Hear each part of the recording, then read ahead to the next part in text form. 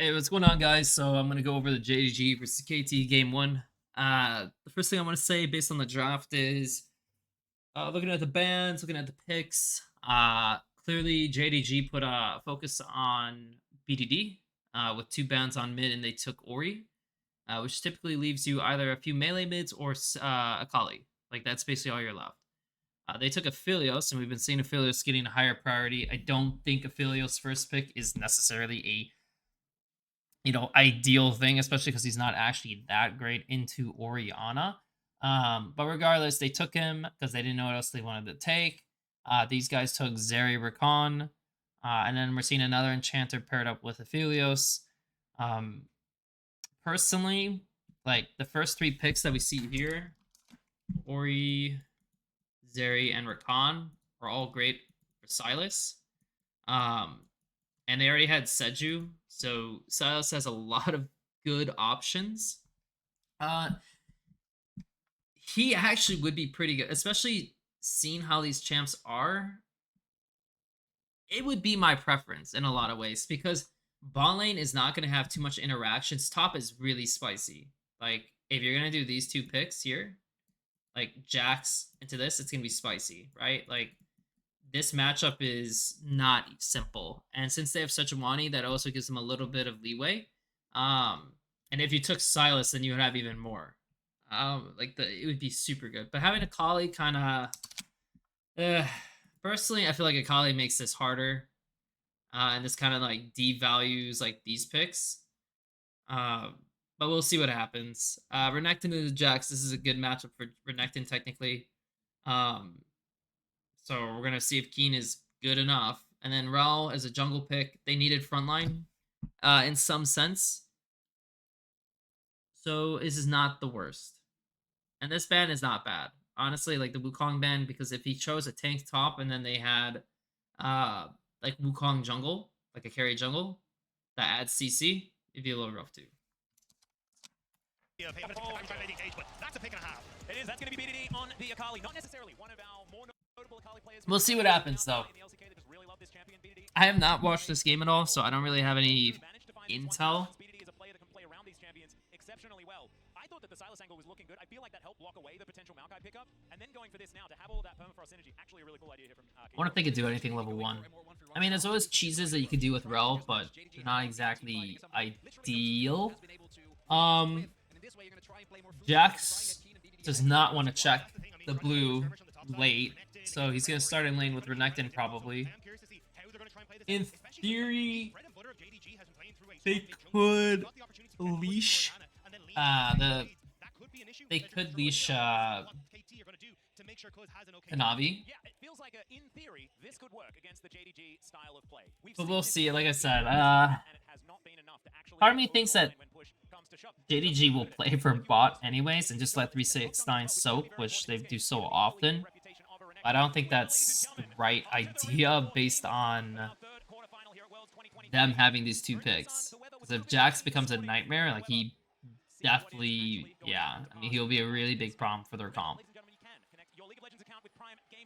Because then that most likely means that Akali's chilling, and now you're going to have impossible chances of actually securing the side pushes. Yeah, it would not be ideal. So what they did, it's very small. So Jax is not going to check this late, right? Renekton's just walking all the way around.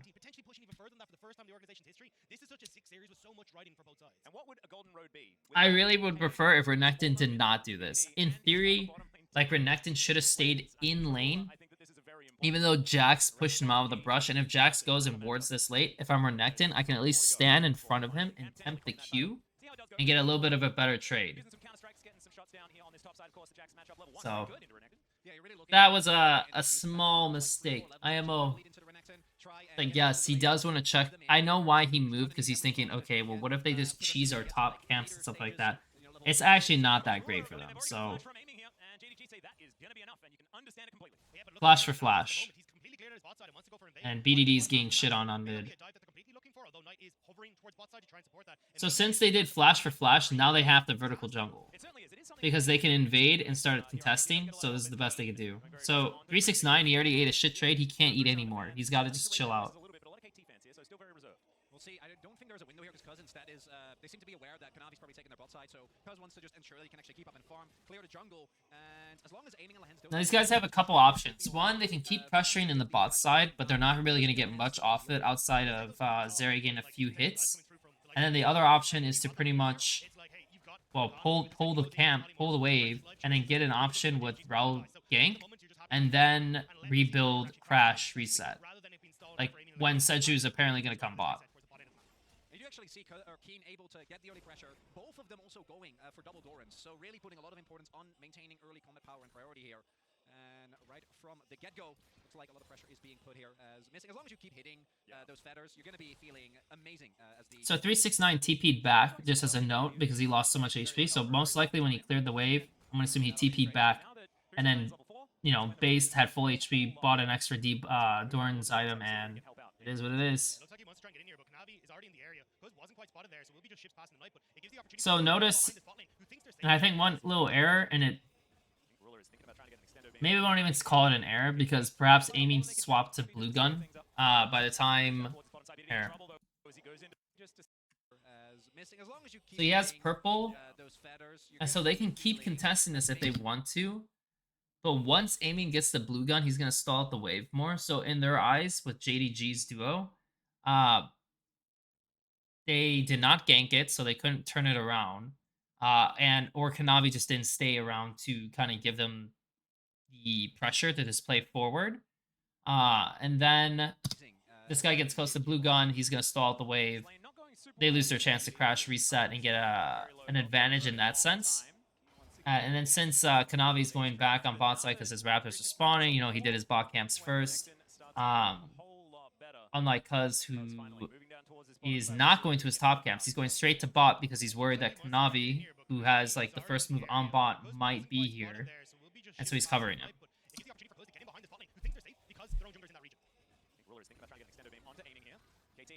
More than they can shoot. Happy just to scale things up by the looks. Kanavi moves down towards the bottom side. DD in trouble though as he goes into the shroud. Think might be time to go home. I think, look, BDD will be fine. He'll reset. He'll get back. He'll be grand. Night almost out of mana. Not gonna get too much. I think the big explosion we're gonna see is gonna be at this Rift Town in 3 minutes. So this is pretty rough for Cuz, like how this situation entirely played out.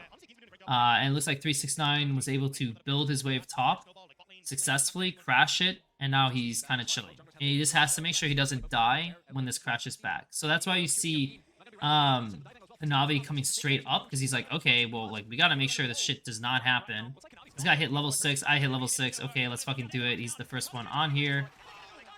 And they actually get a kill, which is amazing. If he can stall out the wave, it's even better, because then he doesn't lose as much farm. But, like, Kanavi has to hold the wave to make sure, like, Renekton doesn't get fucked. So it's pretty bad. I mean, he got a kill, which is the upside. If he didn't get the kill, it'd be even worse.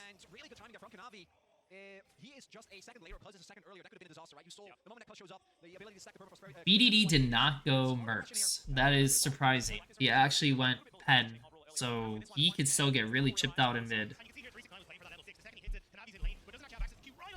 I mean, he played it pretty well. Like, he has to get level 6. Like, that's why Kanavi didn't instantly go, because if he takes XP and Renekton doesn't get 6, this play, like, turns out horrible, right? So he's, like, trying to gauge, okay, gets the stun. Trying to run away. This guy has to flash on him. Gets a Q off. Killed.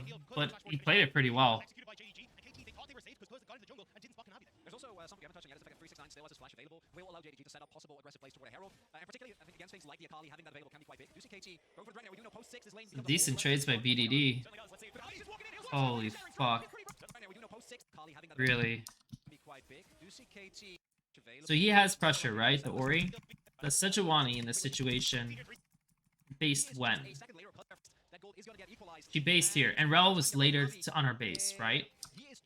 And in Kanavi's like head, he's like, okay, well, I don't have like a ton of gold, so I'm just gonna go ahead and start clearing again. Seju already based, also especially because he got the kill. You know, he got an influx of gold, so he took his base right away.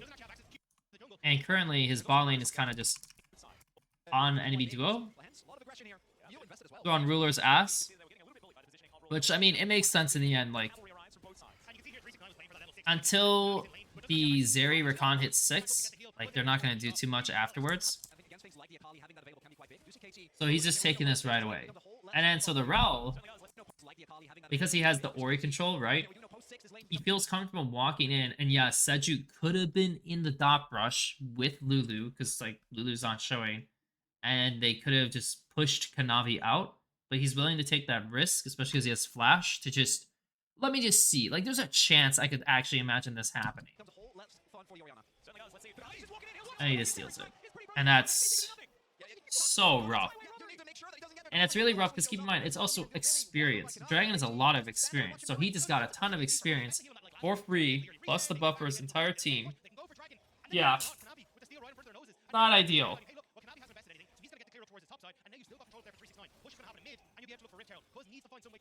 So now Herald's on the objective. Renekton, he's going to have ulti. Ori, her conditions are good. She's chilling. She has first on wave. He's going to move up, and they're going to use both these waves to kind of start this up. These guys got control. Technically, Rakan can dip if he wants to, and he will. Or he should at least. Let's see how this goes.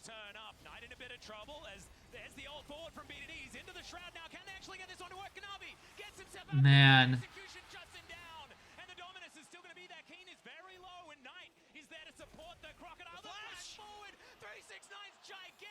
I mean, personally, if I'm like KT, I'm probably not fighting this. It's a little risky, and Rakana's first move. Like, you have to really make sure you outplay.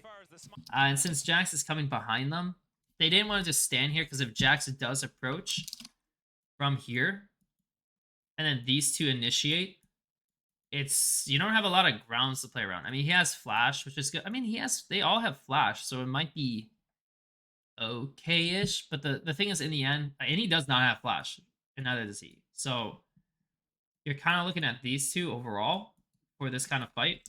So I guess if he approaches here, the best thing you can do is to make a Flash play as Rel onto him and try to one-shot Jax. This is a lot harder to go on. He's the only guy who has Flash. So they push this guy off. Also, they're low. I'm going to assume there's a tad worry on Seju starting the fight with this. And if this does happen, or hits the right target, they might be able to actually have initiative and some, like, advantage in that sense, and where Kali can actually clean up. So they just kind of have to be the first to make the move in the end. But I don't Knight should not run this far forward. I mean, it'd be cool if Knight just threw the ball here, especially if this guy's going to use his E to get out, right? Like, he has to throw his E out because they're fishing him out, right? So now you keep your ball here, and you start hitting this, and then Renekton's chilling here. And if they go in, Renekton's blocking him, and I think you're fine. But he actually, like, goes straight onto the Akali, and yeah, that did not turn out too well.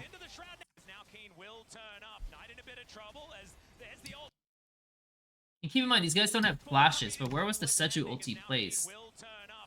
So he uses it to stall out the Renekton. But his Akali's fine. In all honesty, he actually could have moved a little bit this way and aimed for the R on him.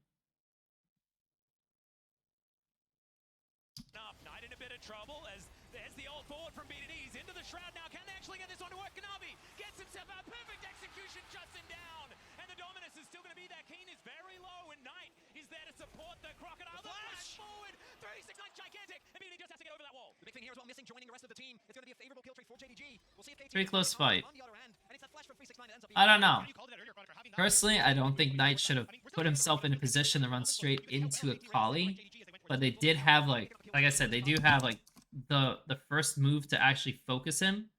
But if you're abandoning this, then Akali can just move this way. And if she's standing here and Akali has flash, I mean, Akali could flash and you could Seju R, and then you could still just go on someone over here. So it's, I don't know. It's a little weird. I think this could have been played better by both sides. But in the end, they got a 1-for-1. So But if I'm Renekton's side, like, you should win. Like, you should win. And now the Jax is 0-2, because the Jax is the one who died. So he's definitely feeling it. Now this matchup will turn a little bit more into his favor when he does get Sunderer, which is always good. Restraint being shown there by KT, not wanting to overinvest, missing his hero, but so is Lanza with 369 being sent back and not completing his back yet. Looks like the Herald is in fact going to go over to KT. Round 1, unsuccessful. And so they're going to get Herald off that, right? Because in the end, that fight like took a little bit, so they each have camps on top side they can do.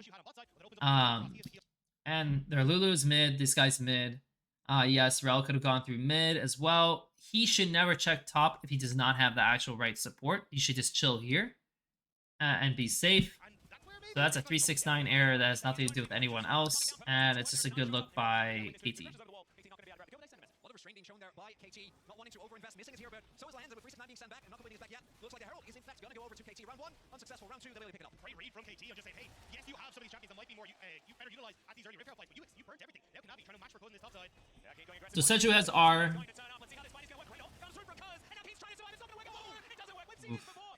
One for one again. But again, you know, the Jax dying and not picking up any kills is really bad.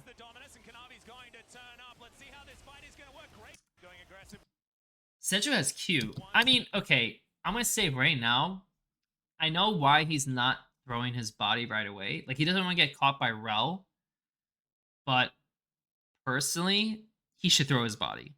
Like, he should Q W and let this guy get stunned longer so he can actually get more off. Because he actually gets his stun off Jax. So, Cuz is fucking up. This guy should get CC'd longer. It's not actually a bad look at all, because you see this all this vision they have on top side in the river. The only way Kanavi can ever count is just coming through lane. So he can kind of get the first look, and he doesn't have flash either. So he can't like quickly jump into the situation either. They have flashes up, and he does not have flash either. Like this is like the most important thing that I always think about when you get into these fights. It's like who has flash, who doesn't. So this should be an advantage to their side. And yet it's going into a 1-for-1, which is not ideal. And also the worst part is, 369 gets the kill too. So it's like, Seju's picking up these kills. And it's not going to do much. And Renekton's just going to get closer to Gore. Ooh, it is not good. Have been completed. Aiming has sold his. We can also check out our featured matchup presented by Mercedes-Benz. It is, in fact, this bottom lane aiming versus Ruler. Stats in favor of aiming this tournament. We know what Ruler is capable of. We just haven't got to games late enough for Ruler to really shine, I don't think. That's kind of my opinion. They also win in like one fight. Yeah. So like, how are you gonna pump the numbers? But that's the thing, right? Like we've even seen it in this game where it's like JDG are focusing on their top side of the map. This is the way JDG play it. Play through 369, play through 9, and on this one again, 369 just barely getting the heals that he needs. Kanavi just getting the interrupts in time to keep 369 up. And now you've got this proc that is very far ahead of this Jax and gonna be able to continue putting that pressure down. And you can look to leverage that now as JDG. And that's even with Cuz like going for the double permafrost proc, right? Like really looking to get maximum damage there, and also with keen flashing from Kanavi's crash down. So really JDG able to play around this. Renekton might have a fight here towards the bottom of the map. Aiming. There's a knock up on aiming. He's trying to get out. Does use everything, but does manage to escape. Lands there. Help out as Cuz. Getting down here as well. Moonlight Mitchell. Decent amount of damage, but he can't really get in there. Decent amount to consult, but now the knockup comes through. And this is 20 minutes trouble teleport to come forward with the glacial prison connects. And now it's BDD's going on a rampage. Aiming grabs a kill. Wow. Rule is still up though. Still doing a fair bit of damage. So we have that again. So look. Naturally, you know, Cuz comes bot side. You know, he was top side for a while. They want to get control. They want to play for Dragon. This guy's on blue-red. It's good for upfront fights.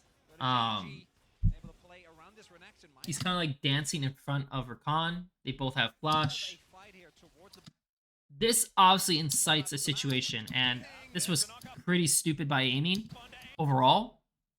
I mean, he literally just tempted it, you know? Like, you're just trying to outspace.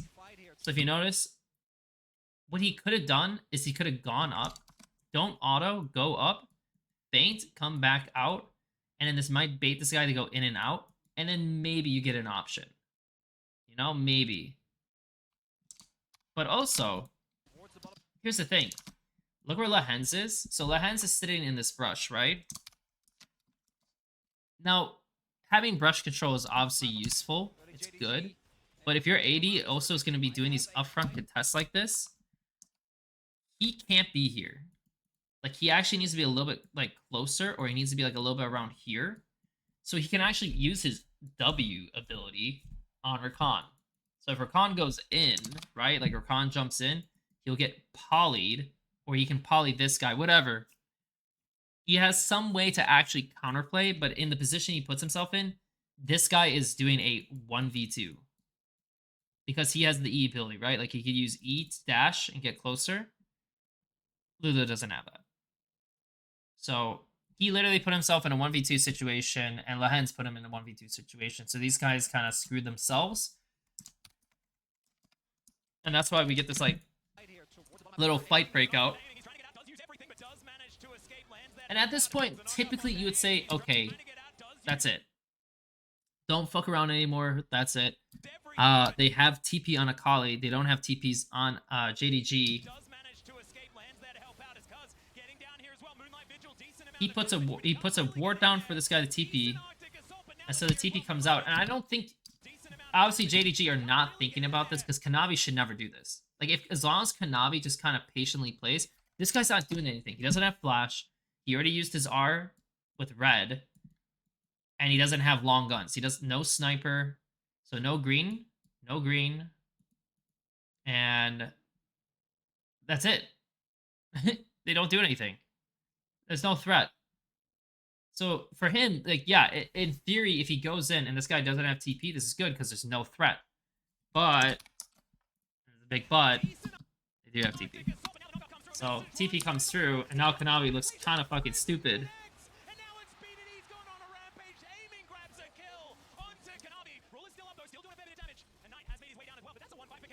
I'm pretty sure, surely Knight can pick up one from this though, right? Like, he actually could have RE'd Zeri, and Zeri would have to flash. And that would have been really worth it. He also could have done that to Rakan. I mean, there's like he kind of took a very, like, slow approach to it. That, yeah. I mean, all this TP really does in the end is just allow his team to kill the other, but he could have gotten a little more from that. And that was a little weird by them to contest this out. It's like, I understand they're trying to cancel bases, but again, this is like the second time Knight just like walks in for fun. Like, just go back mid, throw your ball in there, go back mid and get more push, and you're chilling. That's all.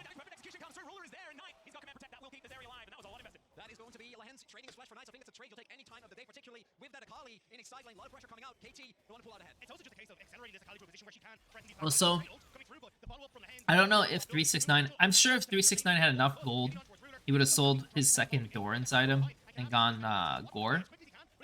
Because otherwise, he's probably just thought to himself, well, I'm not going to buy Kindle Gem and, you know, sell it, like, and just sell, like, one of my Doran items. Like, that's kind of a waste.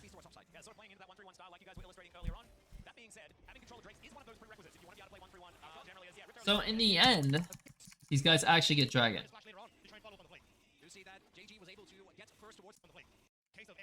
Why did they get Dragon? Oh, I see. So after this situation, like, because they also stall us out, in theory, like, these two base, their 80 should also base. He might have too much gold, though. When was the last time he bought? He bought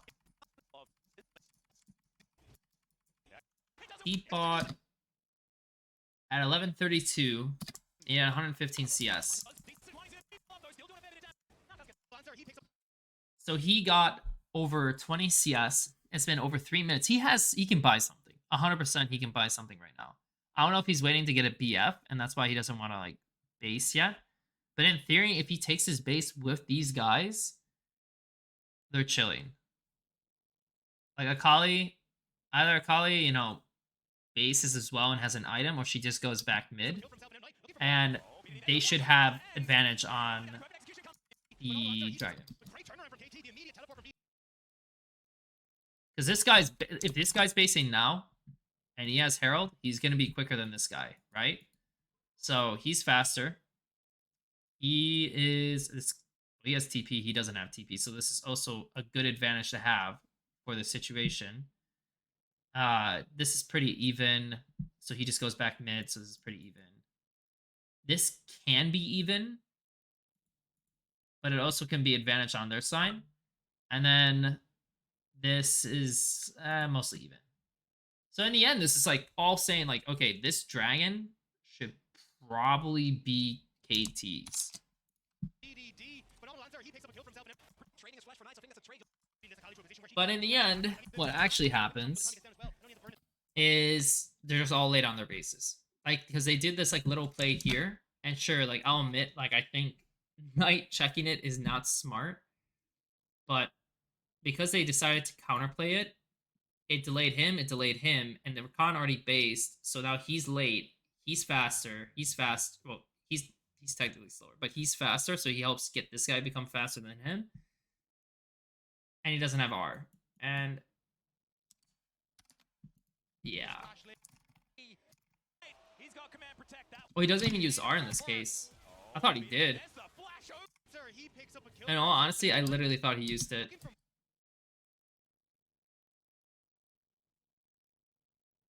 Might have been not half bad.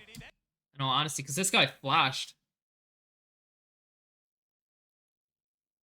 It'd be a little dicey, but he doesn't have E either, so maybe that's not why he didn't use it. Sorry for going back so much. It's just when you watch some of these games, you just want to make sure like you're getting the full picture and you're like assessing it exactly the way you want to. But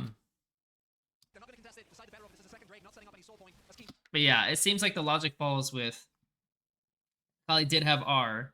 Yeah, sure, you could technically try to contest with R, but like they're so late on their bases, and that's really the main point, that they can't even contest this remotely. And also keep in mind, Renekton knew, you know, that there might be a little disparity here. Also, this guy TP'd back top. So I'm going to assume he TP'd back top once he saw this guy was coming bot to kind of contest this. And that's why he's bot, though. Having control of Drakes is one of those prerequisites if you want to be able to play 1-3-1. Generally, Rift Herald is just going to get executed, and that is no extra money. So now they're goon squatting, and they're going to take over all this vision and push out the Jax entirely to make sure that this play is completely dead.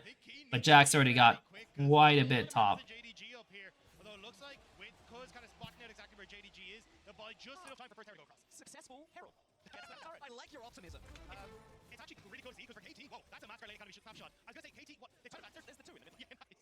Yeah. Two what? Just two? Shouldn't there just be Two of them. Just two of what? Two of them. Two of golds. Yes, two of golds. Yeah. Two of It's like three of cards. It's like, you know, if you're playing the cards or something like that. Yeah, it's all fine. And I do want to throw out a little bit of warning here for KT fans that might be somewhat enthused by the current situation in the game. In this game, there's not like a lot of cases where Purple Gun is like the ideal gun you want as a Philios, but against this comp, it's actually going to be really good.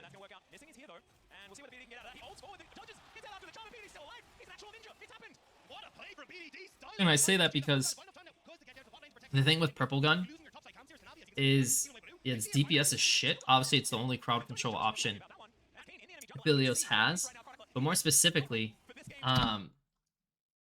he has two really strong solo laners. Like, yeah, I'll admit Jax is not doing the best currently, but you know, if you have two threatening solo laners and you can actually root down people and let like them have a chance to play, it's really good. But he has to have Blue Gun if he's doing this, just because.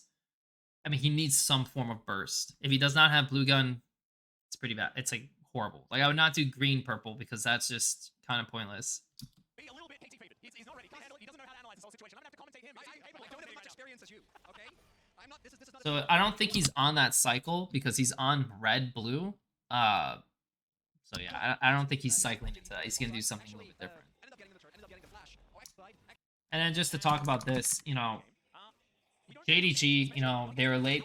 Like, Jax was ahead on top because he TP'd, right? And they did a 5-stack for Dragon. So they cleared out top, finished that, went straight into bot, and then fished for another play, which BDD has to burn flash to outplay. And, you know, the really nice thing about these kinds of plays here is, yeah, sure, while this guy's outplaying, and yeah, he had to use his flash. And so, you know, ideally, you know, you're doing this kind of play for like picks like this, right? Because they're easier to catch compared to an Akali. But it's just more or less like they're just making a play. It catches you off guard. It can get sums and things like that. And then you use that for your advantage.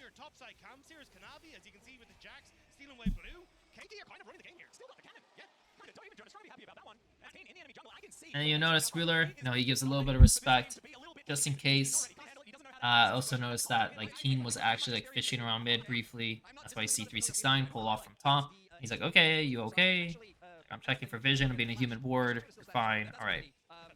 But outside of that, as you're saying, the immediate counterpunch from KT on the other end of the map gains them a small bit more importantly, gains them control of the tempo on top side, lets them take over the enemy jungle and set up a second herald. Now JDG, yeah, they could contest the herald, but the reason they're not is because they're in their eyes are saying, okay, look, we want to keep getting farm. We also been running around the map a little bit, so we kind of want to stabilize, refocus, retool, and then let's go again. So they're leaning onto bot side. They're letting 369 eat ass. Wow. We'll see what happens. And they have to burn TP for that.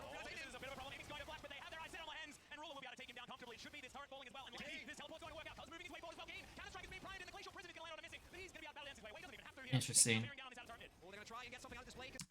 Okay, go back to this. So look, they took this, right? They know that they still could be on top side. And I think they have, so they have a pink that clearly shows it too. Unless Jax took it in time. I think he took it in time.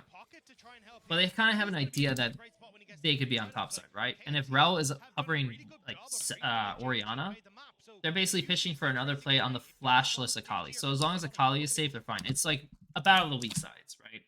Clearly this is weak side. Clearly this is weak side. Okay? Opposite weak sides.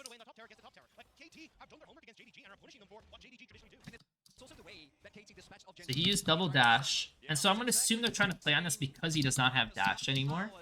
And Rel's naturally on mid because he just moved on from bot. Seju could technically be on mid in this situation, you know what I mean? Like, Seju could be the one on mid as well. But since they broke out Ori, like, Ori can move first. They're just... And, Jax is going for another wave top. It's not like Jax is going mid. That means it's a possible 4v3 on mid. So they don't really want to contest this anyways. So that's why they're kind of looking for this play.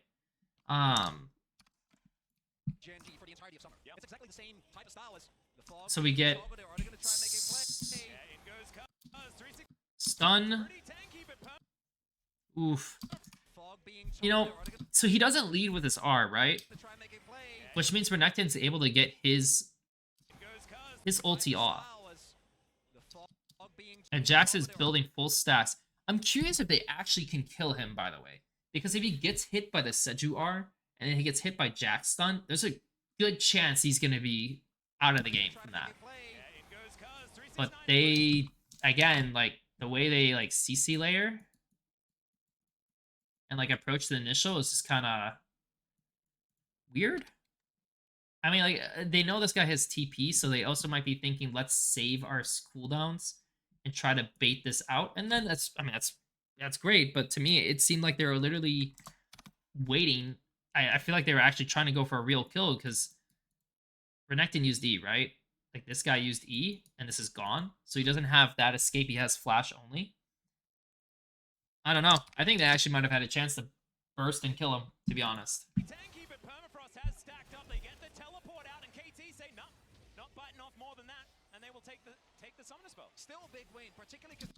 But it's good for them in the end because they got Ori TP, and that's a huge like cooldown to get, right? Now here's the thing though. Where does Lehen's ward? Because Lehen's, after this, he got a little bit of vision there.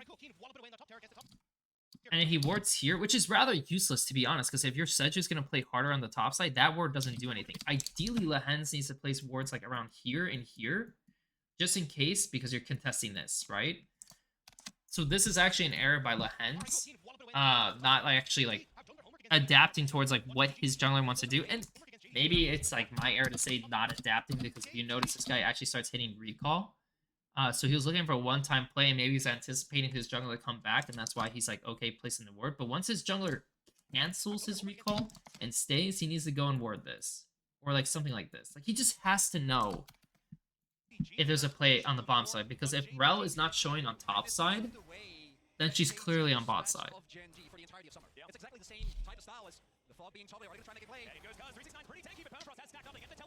If you notice their positioning, you know, the enemy duo, like Lulu, and he doesn't have flash still, by the way, is like kind of pressuring this. And now this is so bad. Because if you notice how this game's going, this guy has to lose his flash, and she still didn't. I don't think she had flash when this play happened. Like, it's just coming up. So he loses his flash, and she's dead. And then you're burning your TP for this play mid. And who has flash? Flash cleanse. You can only go on Rel to even have a shot at killing someone. Yeah, this is just... Ooh. Not great. Not great.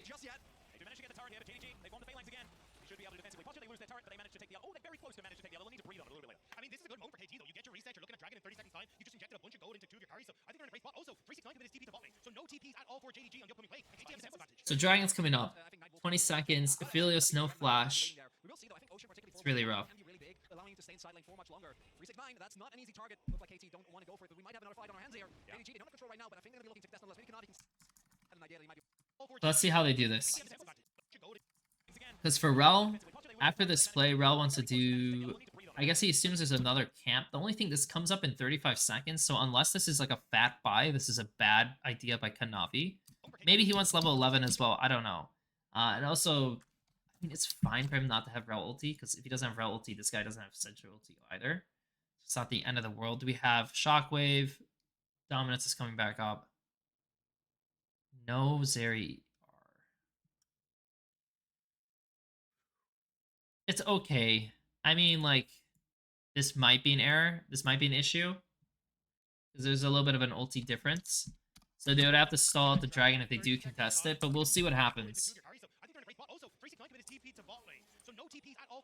So Rel was able to buy fucking nothing. So, this is... Didn't she hit level 11? No. Okay, so this Wolves camp was useless. He should have just based and gone onto the map sooner. Yeah, that was just a really pointless camp to take. The only reason why you would do that is if you believe that you're just not going to contest this at all. 369, he's on the map first, just chilling. They know that these guys are on it. They contest it.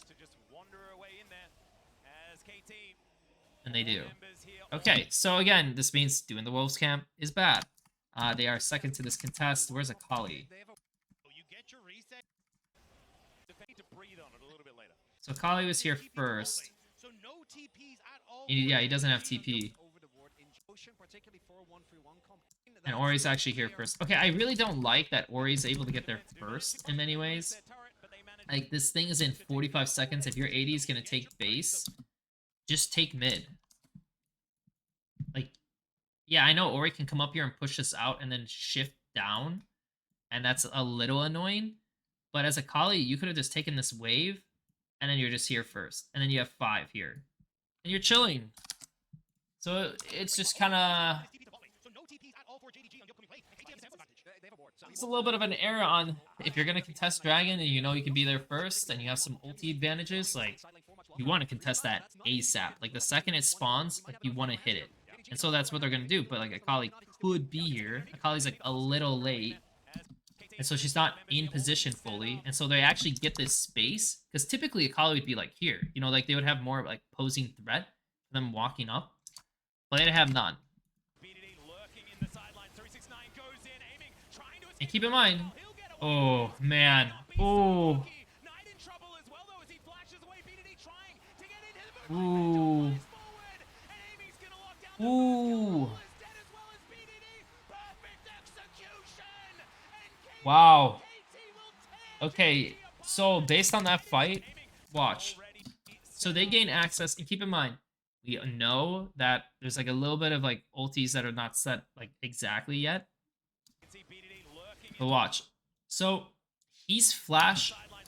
He's going for this guy, right? Oh, thank God, he's so fucking smart. So there was a game where a guy went IE. Really smart, he went Gale Force. He can always dodge the Rakan shit unless Rakan has Aron, but he also has Cleanse. So he actually is safe from the Rakan play, always.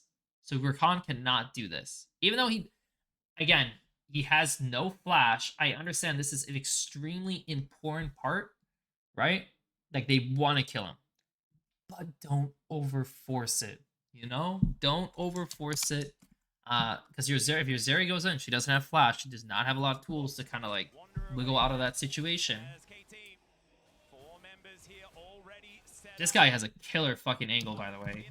Like, this is also another thing. So, like, some top laners, you know, they should push out bots still and stay there, especially if, like, you're not really controlling mid.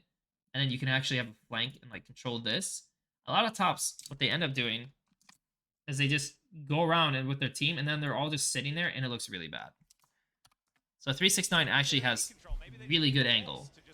But I want to see who he goes on. Because like, he could actually go on Lulu. Oh man, he has such a killer position.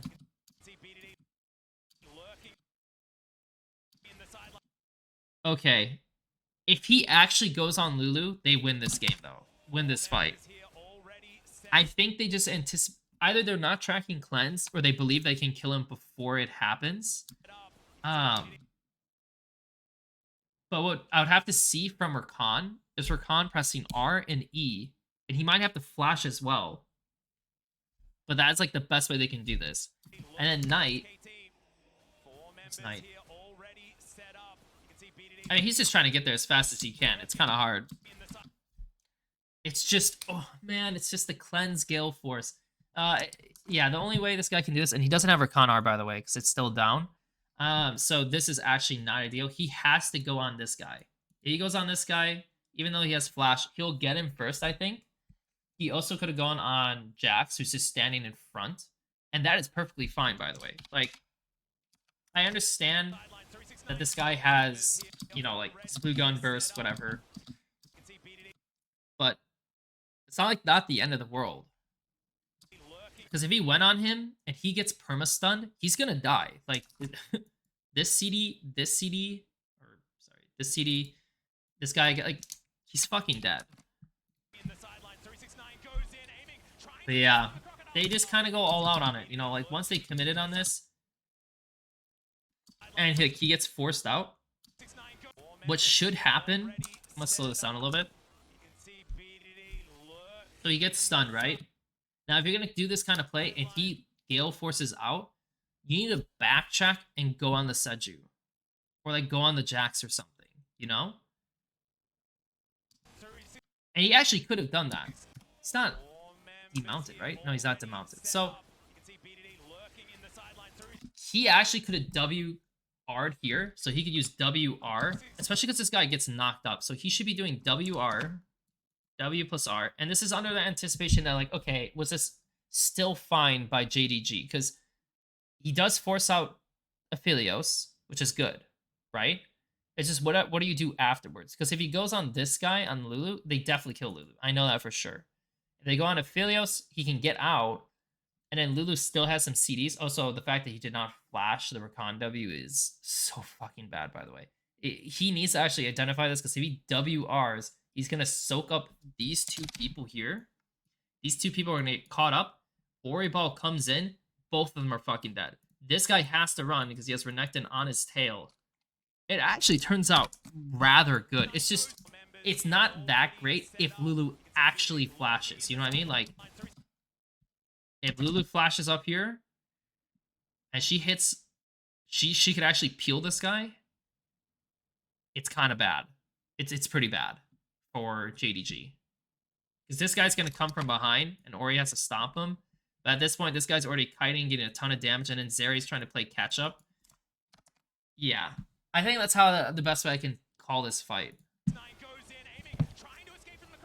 Because Zeri hops over to join this fight, right? And then Ori's kind of lagging behind, and Ori's like, okay, this is really bad. Right? And Keen's like, oh, okay, well, I'm gonna get a stun on you two. I'm gonna start DPSing the Ori so she does fucking nothing. And now they're like pushed out this way, and now it's like, okay, this is really bad now. And then comes this shit. It's 4. And they lose the fight. That actually was 369's position, and KT not like actually fishing him out, like Keen didn't fish him out. Wow. KT were so screwed in that situation. So screwed. You 369. Oh man. Like I said, you can go on the Philios, you can go on Lulu, but ideally you go on Lulu because I'm gonna anticipate the Lulu being able to flash Rakan. It's actually not bad to go on Aphelios if you have Rakan R. Because even though he can cleanse like Renekton stun, Rakan can just E onto Renekton and then get the knockup later anyways. So yeah, he did the most damage Renekton. Like he actually owned that fight. Hanabi played that fight atrociously. Atrociously. He has one chance to blow up whoever of Knight and Ruler is closest, right? The amount of brawl damage that he's So he's wearing a hat, a belt, and some shoes. Yes. He's a stylish man right now. Yeah, I'm really into that. Jax is so strong, by the way. He has 2 items, Renekton has 1.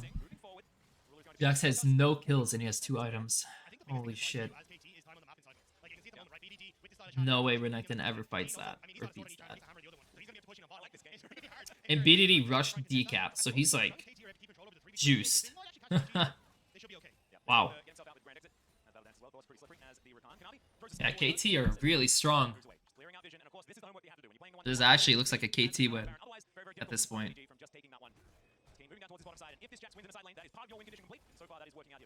Because Renekton's never moving first unless he sacks. And all JDG have basically done this game is they kind of just leaned on Ori so she could side lane versus Akali. And they pressure that. They let their Zeri just kind of safely collect mid-wave. And then Renekton has to just 1v2 the side lane. Like, that's what they've been doing in this game. And it works if you can collect the dragons. You know what I mean? Like, but the fact they lost that third fight, and it kind of just... Now everything just starts falling apart.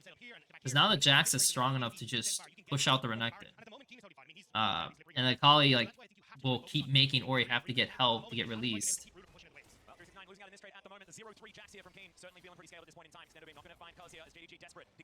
Alright, these are extremely bad guns for Aphelios. He needs to actually get off this shit pronto.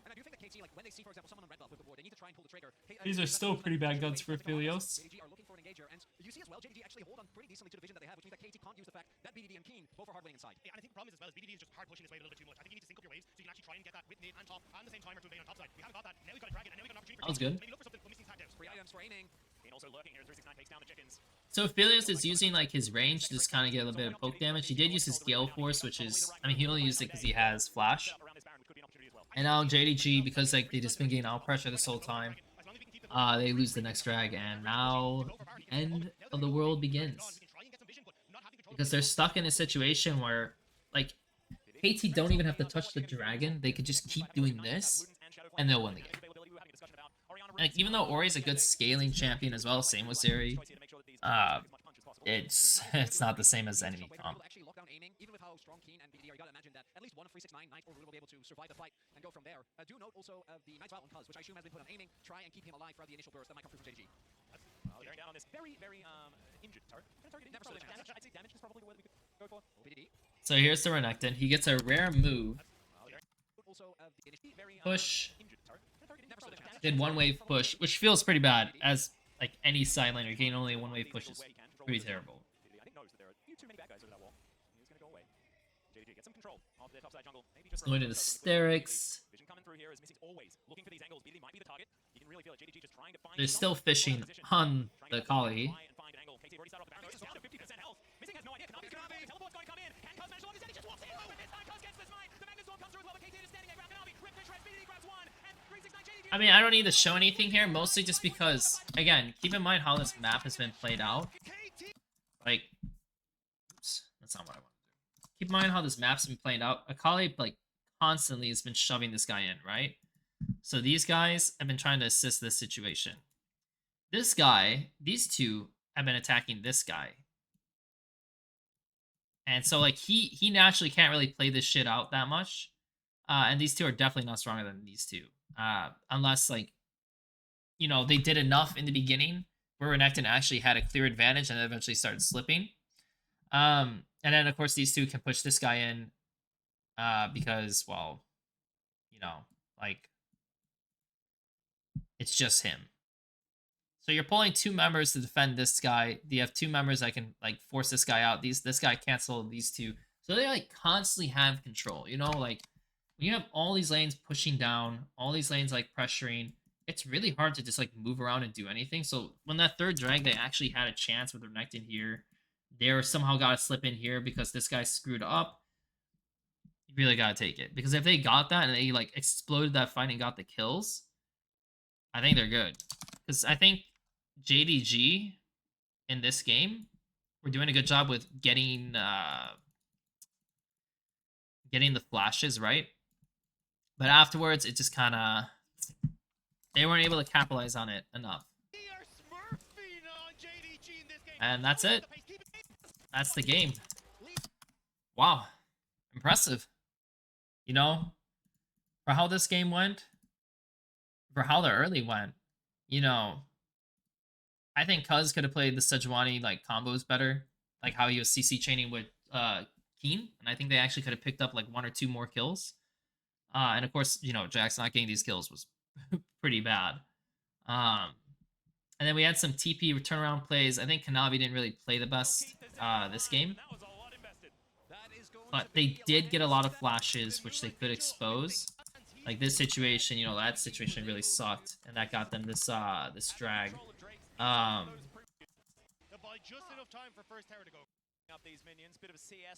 The Zeri pick really didn't have that much. Went for it in the end. And a lot of this game really just comes down to some of these top fights. This fight here, which, I mean, JDG should have been winning more anyways, but 9 had a few instances where he's kind of doing some weird shit.